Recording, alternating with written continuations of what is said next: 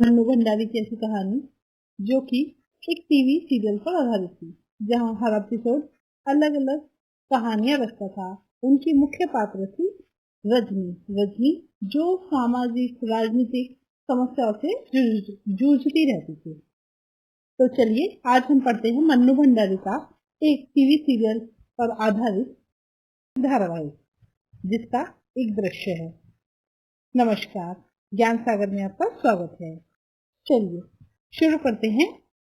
रजनी धारावाहिक के इस सीन में मध्यवर्गीय परिवार के एक फ्लैट का एक कमरा दिखाया जाता है। एक महिला है जो रसोई में व्यस्त है। घंटी बजती है, बाई दरवाजा खोलती है, रजनी का प्रवेश होता है। रजनी कहती है, लीला बहन कहाँ हो, बाजार नहीं चलना क्या?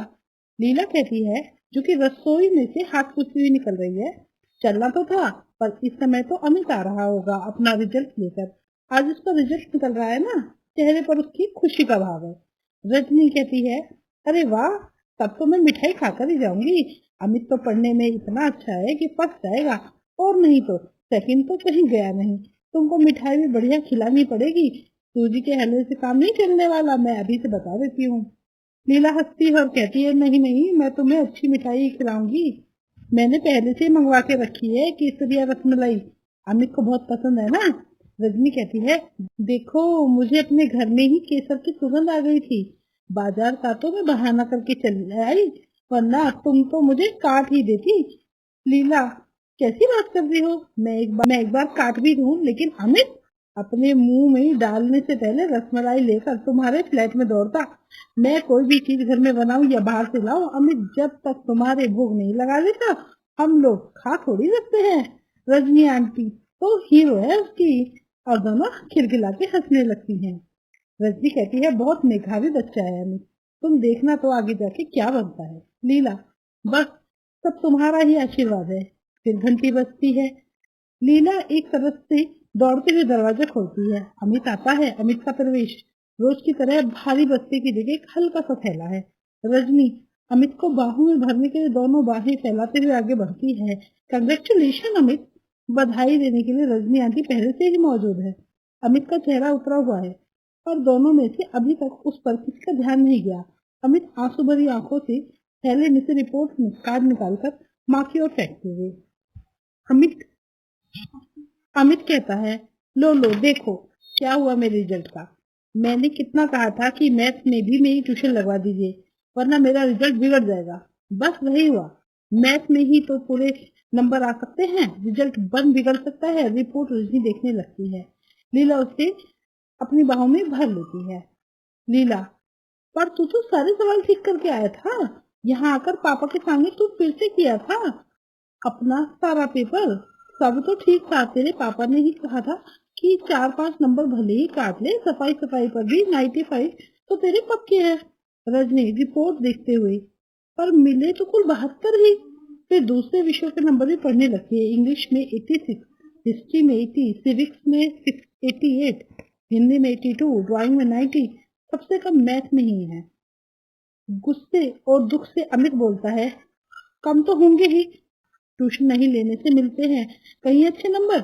तब तो बार बार कहते ही थे कि ट्यूशन कर लो, वरना फिर बाद में मत रोना। और रोने लगता है।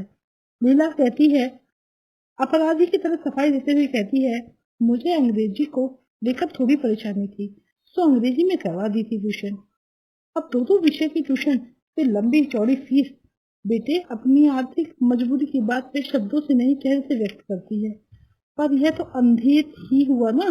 सारा पेपर ठीक है, फिर भी नंबर काट लो। रजनी रजनी की बाहों में एकाएक बल पड़ जाते हैं। वह रोते हुए अमित को खींचकर अपने पास समेट लेती है। रो मत, उसके आंसू पूछते हुए कहती है, अमित रोएगा नहीं, समझे? मैं जो पूछती हूँ उसका जवाब देना बस। कुछ देर रुक कर, तुझे अच्छी तरह याद है ना कि तूने पूरा पेपर ठीक किया था? अमित स्वीकृति में सर हिलाता है। पापा के पास दोबारा पेपर करने से पहले दोस्तों से किताबों से उन सवालों के जवाब तो नहीं देख लिए थे? अमित कहता है, नहीं, जो करते हो कर लिए थे, हमको आते थे वे सारे सवाल। रजनी, मैथ के सर कौन है? मिस्टर पाठक। रजनी, कितने लड़के ट्यूशन लेते हैं उनसे? अमित, 22। साल के शुरू में तो 8 लेते थे, फिर पहले टर्मिनल के बाद 15 हो गए थे। हाफ ईयरली के बाद 7 लड़कों ने और लेना शुरू किया। मुझसे भी तभी कह रहे थे। लीला, हाफ ईयरली में तो इसके 96 नंबर आए थे, इसी ने बताया था क्लास में सबसे ज्यादा है। रजनी, उसके बाद भी कहते थे कि ट्यूशन लो। अमित, हाँ, कॉपी लौटाते हुए कहा था कि तुमने किया तो अच्छा है, पर ये तो हाफ ईयरली है, बहुत आसान पेपर होता है इसका तो।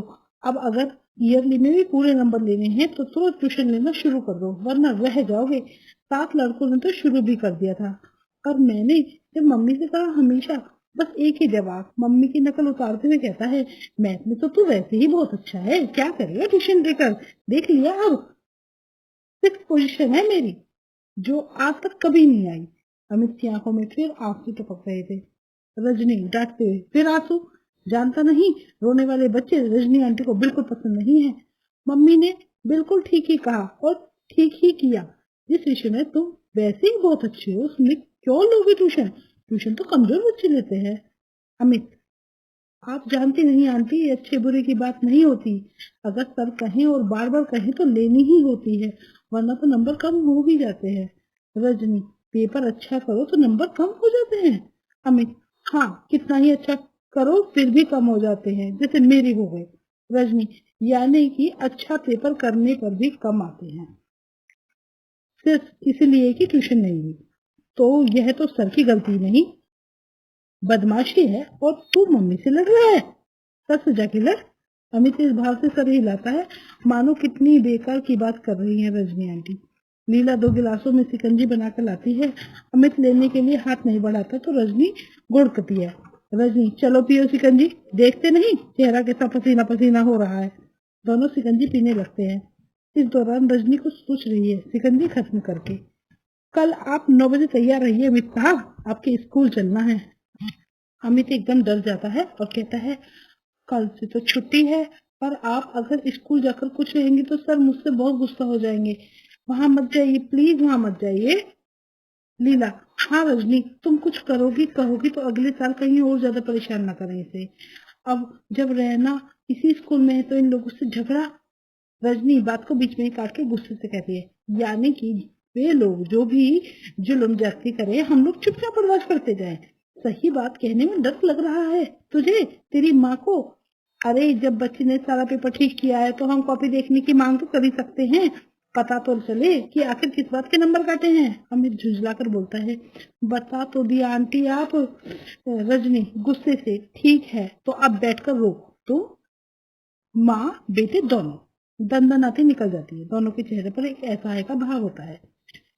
अब यह रजनी कोई और मुसीबत ना खड़ा कर दे, लीला की इस बात से दृश्य समाप्त हो जाता है। अगला सीन आता है, अगला दृश्य आता है। स्कूल के हेडमास्टर का कमरा है। बड़ी सी टेबल है, दीवार के सहारे रखी हुई कांच की अलमारियों में बच्चों द्वारा दिए गए कप और शील जमा कर रखे हैं। दीवारों पर कुछ नेताओं की तस्वीरें भी हैं, एक बड़ा सा मैप लटका हुआ है। एक स्कूल के हेडमास्टर के कमरे का वातावरण तैयार किया गया है।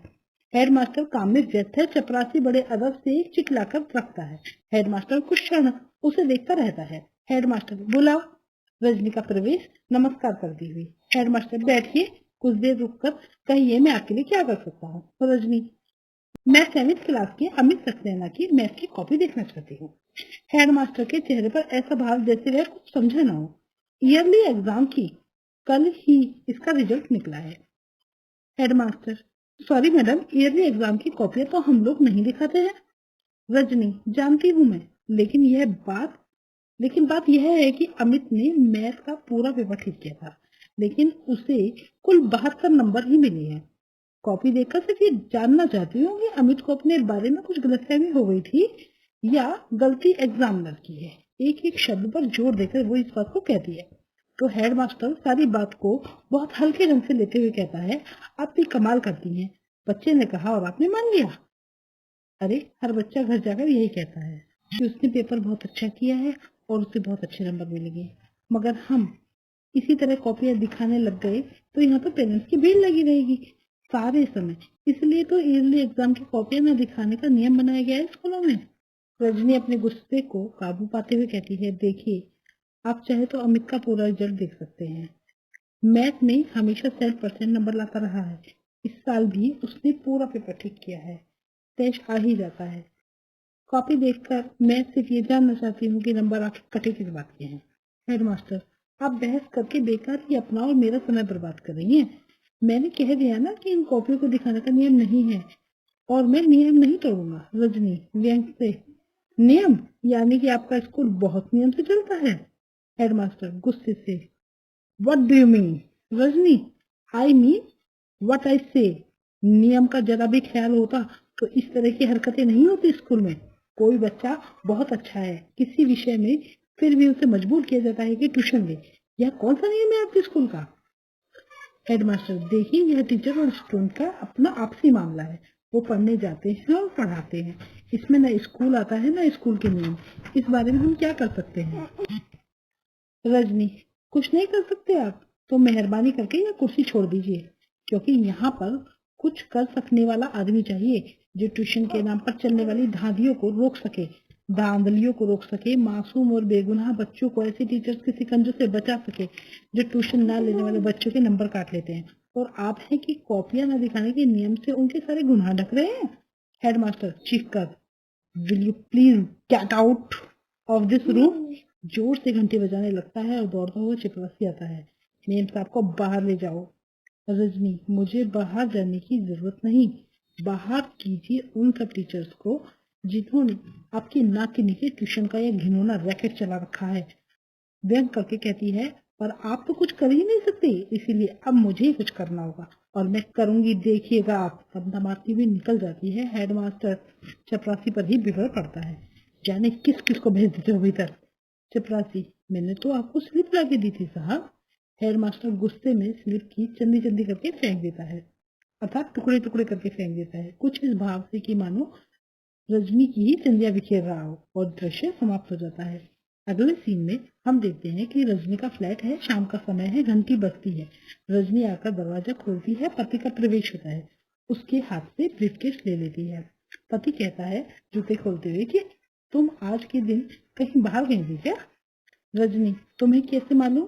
पति, फोन किया था, एक फाइल रह गई थी, सोचा चपरासी को भेजकर मंगवा लूं, पर घर पे कोई हो तब ना। पति के चेहरे पर खींच भरा गुस्सा पुता हुआ था। रजनी, तुम फाइल भूल गए, और जिसके बारे में मुझे पता भी नहीं, और फिर भी उसके लिए तुम मुझे घर बैठे रखना चाहिए था। यह कौन सी बात हुई? पति जरा शांत होते हुए, अच्छा गई कहाँ थी? रजनी एक स्कूल का नाम लेती है। पति स्कूल का नाम दोहराता है। तुम क्या करने गई थी वहां?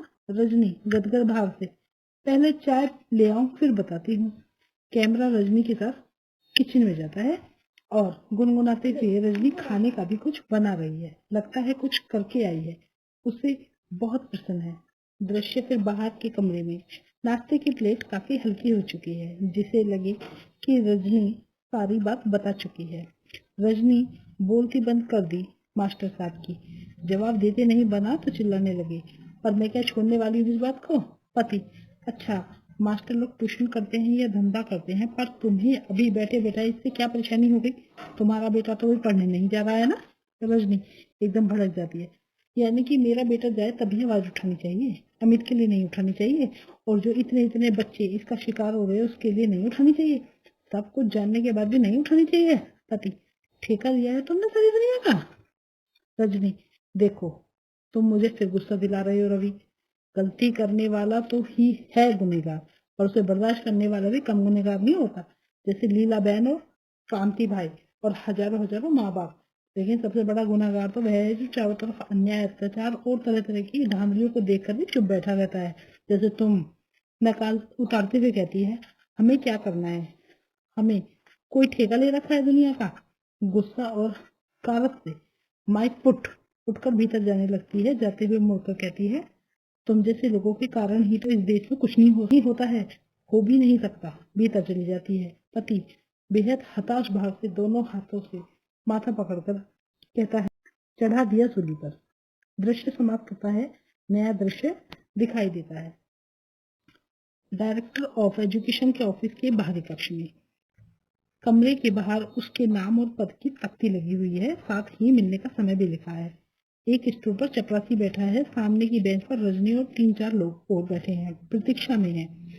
रजनी के चेहरे पर बेचैनी टपक रही है, बार बार घड़ी देखती है, मिलने का समय समाप्त होता जा रहा है। रजनी चपरासी से कहती है, कितनी देर और बैठना होगा? चपरासी, हम क्या बोलेगा? जब सांप घंटी मारेगा बुलाएगा तभी तो ले जाएगा, बहुत बिजी रहता है ना सांप। रजनी अपने में ही गुनगुनाते हुए, यह तो लोगों से मिलने का समय है, न जाने कितने बिजी बनकर बैठे हैं। चपरासी दूसरी तरफ देखने लगता है। कैमरा ऑफिस के अंदर चला जाता है। साहब मेज पर पेपर वेट घुमा रहा है और फिर घड़ी देखता है, फिर घुमाने लगता है। बाहर एक आदमी आता है, अपने नाम की स्लिप के नीचे 5 रुपए का नोट रखकर देता है और चपरासी का कंधा थपथपाता है। चपरासी हंसकर भीतर जाता है, लौटकर उस आदमी को तुरंत अपने साथ ले जाता है। रजनी के चेहरे पर तनाव घूर कर चपरासी को देखती है। थोड़ी देर में आदमी बाहर निकलता है। रजनी उठकर दंदनाती हुई भीतर जाने लगती है। चपरासी, अरे अरे अरे, किधर तू जाता, अभी घंटी बजा क्या? रजनी, घंटी तो मिलने का समय खत्म होने तक बजेगी भी नहीं। दरवाजा धकेल कर भीतर चली जाती है। चपरासी, अरे कैसी औरत है, सुनती नहीं? वहां बैठे 2-3 लोग हंसने लगते हैं। दृश्य कमरे के भीतर। निर्देशक कुर्सी की पीठ से टिकाकर सिगरेट पी रहा है। रजनी को देखकर आश्चर्य से निर्देशक बोलता है, आपको स्लिप भेजकर अंदर आना चाहिए था ना? रजनी मुस्कुराकर, स्लिप तो घंटे भर से आपके चपरासी की जेब में पड़ी है और शायद 2-3 दिन तक चक्कर लगाने पर भी पड़ी ही रहेगी। निर्देशक, क्या कह रही हैं आप? रजनी, तो क्या यह सीधी साफ सी बात मुझे समझनी होगी आपको? खैर अभी छोड़िए इस बात को, इस समय में आपके पास किसी दूसरे काम से आई हूँ। निर्देशक के चेहरे पर रजनी को लेकर एक आश्चर्य मिश्रित कौतूहल का भाव उभरता है। निर्देशक कहता है, कहिए। रजनी थोड़ा सोचते हुए कहती है, देखिए मैं स्कूलों, विशेषकर प्राइवेट स्कूलों और बोर्ड के आलसी रिलेशन के बारे में कुछ जानकारी इकट्ठा कर रही हूँ। निर्देशक, कोई रिसर्च प्रोजेक्ट है क्या? Very interesting subject. रजनी, बस कुछ ऐसा ही समझ लीजिए। निर्देशक, कहिए आप क्या जानना चाहती हैं? रजनी, जिन प्राइवेट स्कूलों को आप रिकॉग्नाइज कर लेते हैं उन्हें बोर्ड शायद 90% ग्रांट देता है। निर्देशक जरा गौर से, जी हाँ देता है। बोर्ड का काम ही यह है कि शिक्षा के प्रचार प्रसार में जितना भी हो सके सहयोग करे। It's our duty madam. Rajni, जब इतनी बड़ी एड देते हैं तो आपका कोई कंट्रोल भी रहता होगा स्कूलों पर? निर्देशक, ऑफ कोर्स बोर्ड के बहुत सारे नियम हैं जो स्कूलों को मानने होते हैं। स्कूल मानते हैं, सिलेबस बोर्ड बनाता है, फाइनल ईयर की एग्जाम बोर्ड कंडक्ट कराता है। रजनी निर्देशक के चेहरे को नजरें गड़ाकर, स्कूलों में आजकल प्राइवेट ट्यूशन का जो सिलसिला चला हुआ है, ट्यूशन क्या बच्चों को लूटने का जो धंधा चला हुआ है उसके बारे में आपका बोर्ड क्या करता है? निर्देशक बड़े सहज भाव से, इसमें धंधे की क्या बात है? जब किसी का बच्चा कमजोर होता है तब उसके माँ बाप ट्यूशन लगवाते हैं। अगर लगे कि कोई टीचर लूट रहा है तो उस टीचर न दे, ट्यूशन किसी और के पास चले जाए। ये कोई मजबूरी तो है नहीं। रजनी, बच्चा कमजोर नहीं, होशियार है, बहुत होशियार है, उसके बावजूद तो उसका टीचर लगातार उसे कोचता रहता है कि ट्यूशन ले। वह ट्यूशन ले वरना पछताएगा, लेकिन बच्चे के माँ बाप को जरूरी नहीं लगता, फिर वे नहीं लगवाते हैं। जानते हैं क्या हुआ? मैथ का पूरा पेपर ठीक करने के बावजूद उसे 72 नंबर मिले हैं। जानते हैं क्यों? क्योंकि उसने टीचर के बार बार कहने पर ट्यूशन नहीं ली। निर्देशक, वेरी सैड, हेडमास्टर को एक्शन लेना चाहिए ऐसे टीचर के खिलाफ। रजनी, क्या खूब, आप कहते हैं कि हेडमास्टर को एक्शन लेना चाहिए। हेडमास्टर कहते हैं कि मैं कुछ नहीं कर सकता, तब करेगा कौन? मैं पूछती हूँ, ट्यूशन के नाम पर चलने वाले जिन्होंने रैकेट को तोड़ने के लिए दखल अंदाजी नहीं करनी चाहिए आपको, आपके बोर्ड को? चेहरा कम तम आ जाता है रजनी का। निर्देशक कहता है, लेकिन हमारे पास तो आज तक किसी पेरेंट्स से इस प्रकार की कोई शिकायत नहीं आई। रजनी, यानी कि शिकायत आने पर ही आप इस बारे में कुछ सोच सकते हैं? वैसे शिक्षा के नाम पर दिन दहाड़े चलने वाली इस दुकानदारी की आपके बोर्ड ऑफ एजुकेशन को कोई जानकारी ही नहीं, ऐसी चिंता की नहीं है, कोई चिंता ही नहीं है। निर्देशक, कैसी बात करती हैं आप? इतने इम्पोर्टेंट मैटर होते हैं हम लोगों के पास। अभी पिछले 6 महीने से तो नई शिक्षा प्रणाली को लेकर कितने सेमिनार ऑर्गेनाइज किए हैं हमने। रजनी व्यंग से कहती है, ओह इम्पोर्टेंट मैटर्स, नई शिक्षा प्रणाली। अरे पहले यह शिक्षा प्रणाली के छेदों को तो रोकिए, वरना बच्चों के भविष्य के साथ साथ आपकी नई शिक्षा प्रणाली को छीन कर गड्ढे में चली जाएगी। निर्देशक थोड़ा गुस्से में आ जाता है और कहता है, आप ही पहली महिला हैं और हो सकता है आखिरी भी हो जो इस तरह की शिकायत लेकर आई है। रजनी, ठीक है, तो फिर आपके पास शिकायतों का ढेर ही लगवा कर रहूंगी। झटके से उठकर चली जाती है। निर्देशक देखता रहता है और फिर कंधा उचका देता है। अब मोटोर्स के कुछ दृश्य दिखाए जाते हैं। रजनी फोन कर रही है, मेज पर कुछ पत्र पड़े हैं और रजनी एक रजिस्टर में उनके पते उतार रही है। साथ में एक दो महिलाएं और भी हैं। फिर एक के बाद एक 3-4 घरों में माँ बाप से मिल रही है, उन्हें समझा रही है। साथ में लीला बहन और 3-4 महिलाएं और भी हैं। इस प्रकार दृश्य समाप्त हो जाता है। फिर नया दृश्य दिखता है, किसी अखबार का दफ्तर। संपादक बैठे हैं, साथ में 2-3 स्त्रियों के साथ रजनी बैठी है। संपादक, आपने तो इसे बकायदा एक आंदोलन का रूप ही दे दिया। बहुत अच्छा किया। इसके बिना यहाँ चीजें बदलनी भी तो नहीं है। शिक्षा के क्षेत्र में फैली इस दुकानदारी को तो बंद करना ही होगा। रजनी जोश में आकर कहती है, आप भी महसूस करते हैं ना ऐसा? तो फिर साथ दीजिए हमारा। अखबार यदि किसी इशू को उठाएगा तो लगातार उस पर चोट करता रहे तो फिर थोड़े से लोगों की बात ही नहीं रह जाती, सबकी बन जाती है। आंख मूंद कर नहीं रहा जा सकता उससे। आप सोचिए जरा, अगर इसके खिलाफ कोई नियम बनता है, कितने पेरेंट्स को राहत मिलेगी, कितने बच्चों का भविष्य सुधर जाएगा, अपनी मेहनत का फल मिलेगा। माँ बाप के पैसे नहीं, शिक्षा के नाम पर बचपन से ही उनके दिमाग में ये नहीं भरेगा कि पैसा ही सब कुछ है।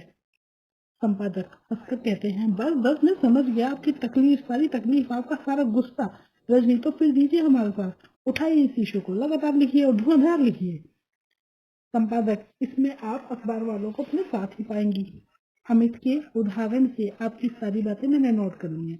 एक अच्छा सा राइट अप तैयार करके पीटीआई के द्वारा मैं इसके साथ पेश करवाता हूँ। रजनी गदगद होते हुए कहती है, एक काम और कीजिए, 25 तारीख को हम लोग पेरेंट्स की एक मीटिंग कर रहे हैं राइट अप के साथ। इसकी सूचना भी दे दीजिए तो सब लोगों को खबर पहुंच जाएगी। व्यक्तिगत तौर पर तो हम मुश्किल से 100-125 लोग ही संपर्क कर पाएंगे। दिन रात में भाग दौड़ करके अधिक से अधिक लोगों के आने के आग्रह की सूचना दीजिए। संपादक दी और हंस पड़ता है। रजनी, ये हुई ना कोई बात। दृश्य समाप्त हो जाता है और नया दृश्य। यहाँ मीटिंग हो रही है। मीटिंग के स्थान पर बाहर कपड़े का बैनर लगा हुआ है। बड़ी संख्या में लोग आ रहे हैं और भीतर जा रहे हैं। लोग खुश हैं, लोगों में जोश है, विरोध विद्रोह का पूरा माहौल है। दृश्य कटकर अंदर जाता है, हॉल भरा हुआ है। एक और प्रेस वाले बैठे हैं, बकायदा फोकस करना है। एक महिला माइक पर से उतरकर नीचे आती है। हाल में तालियों की गड़गड़ाहट है। अब मंच पर से उठकर रजनी माइक पर आती है। पहली पंक्ति में रजनी के पति भी बैठे हैं। बहनों और भाइयों, इतनी बड़ी संख्या में आपकी उपस्थिति और जोश ही बता रहा है कि अब हमारी मंजिल दूर नहीं है। इन 2 महीनों में लोगों से मिलने पर इस समस्या के कई पहलू हमारे सामने आए। कुछ अभी आप लोगों ने ही यहाँ सुने। कुछ रुककर यह भी सामने आया कि बहुत से बच्चों के लिए ट्यूशन जरूरी भी है। माएँ इस लायक नहीं होती कि अपने बच्चों को पढ़ा सके, और पिता जैसे वे घर के और किसी काम में जरा भी मदद नहीं करते, बच्चों को भी नहीं पढ़ाते। ठहाका लगता है कमरा उसके पति की ओर भी जाएगा। तब कमजोर बच्चों के लिए ट्यूशन जरूरी भी हो जाता है। बड़ा अच्छा लगा जब टीचर्स की ओर से एक प्रतिनिधि ने आकर बताया कि कई प्राइवेट स्कूलों में तो उन्हें इतनी कम तनख्वाह मिलती है कि ट्यूशन न करें तो उनका गुजारा ही ना हो।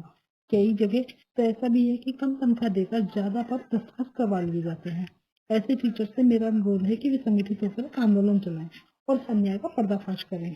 हॉल में बैठा हुआ पति धीरे से फुसफुसाता है, लो, अब एक और आंदोलन का मसाला मिल गया। कैमरा फिर रजनी पर।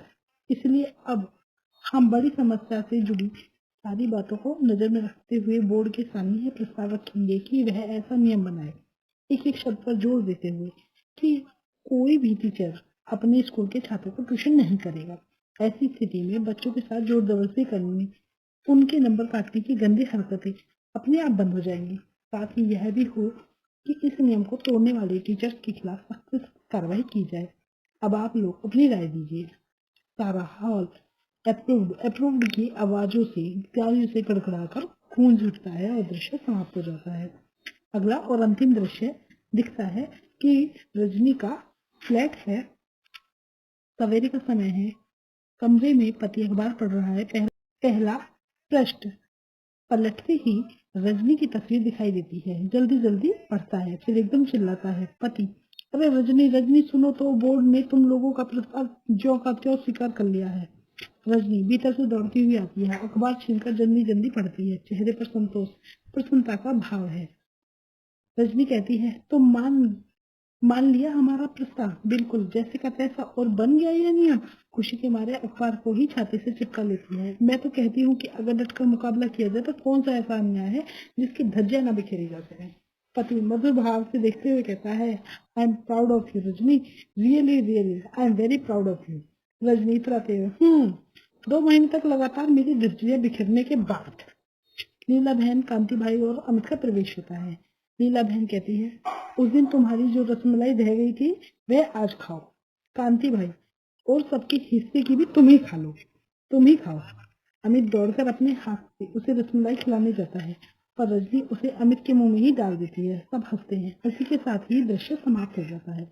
इस प्रकार एक और कहानी के इस भाग में, सीरियल में एक समस्या का समाधान रजनी करती है। इसी तरह के कुछ भागों में इस सीरियल को बनाया गया है, जिसमें एक नई समस्या उठती है और रजनी उसका समाधान करती है। व्यवसाय बनते हुए शिक्षा को, पद्धति को सही रास्ते पर जाने का रजनी का एक प्रयास हम मान सकते हैं। वीडियो अच्छी लगी हो तो लाइक कीजिए, चैनल को सब्सक्राइब कीजिए, वीडियो को शेयर कीजिए अपने दोस्तों में, अपने सहपाठियों में। आज के लिए इतना ही, मिलते हैं अगली वीडियो में। धन्यवाद।